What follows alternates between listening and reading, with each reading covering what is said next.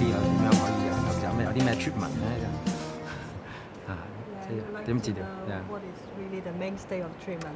Yeah, we've had a number of studies that have been done in our country, and worldwide now, that have really helped us understand treatment. So we actually know a lot about what is the proper way to treat ADHD.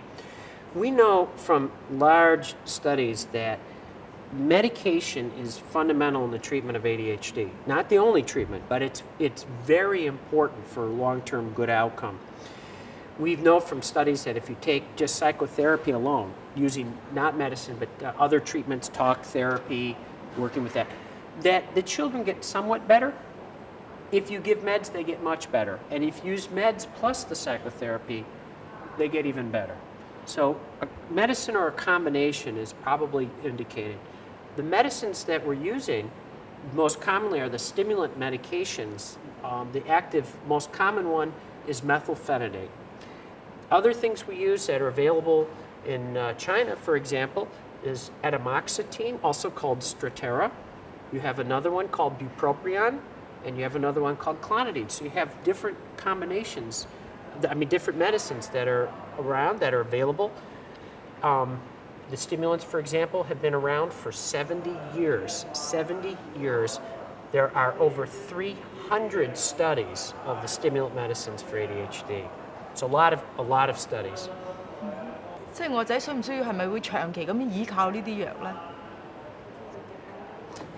That's a great question. That is the number one question that parents ask, and it makes sense to ask the question. You say, geez, if you're going to give my child a controlled or potentially addictive substance, is that going to make them a drug dependent later?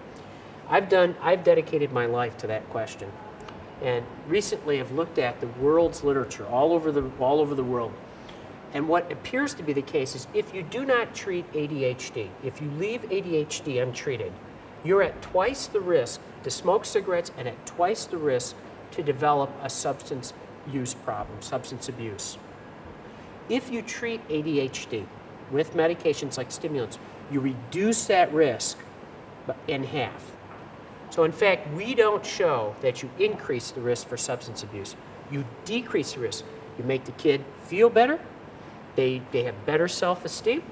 You improve their academic performance. They get better jobs. They feel better. They hang with a better crowd. You reduce the risk for substance abuse by treating ADHD. You don't increase it. There are no studies that are showing on a consistent basis that giving kids stimulants make them stimulant addicts or drug addicts. That doesn't happen. 會唔會係幾時可以即係咁㗎？可以停食藥咧咁樣？ Yeah, that's another common question, and we think that it's if his symptoms of ADHD go away, if he grows out of the ADHD, he doesn't need the medication. What I recommend is that once a year, parents talk to their doctors about taking their children off the medication to see if they need it. We don't recommend doing it at the beginning of the school year. We recommend doing it during the school year when things are going well, and to try a taper off of it and to see how the child does. And we work with the kids, especially your son's age. We start working with them and saying, let's try, let's see what happens. And if the symptoms come back and there's any problems, you restart it right away.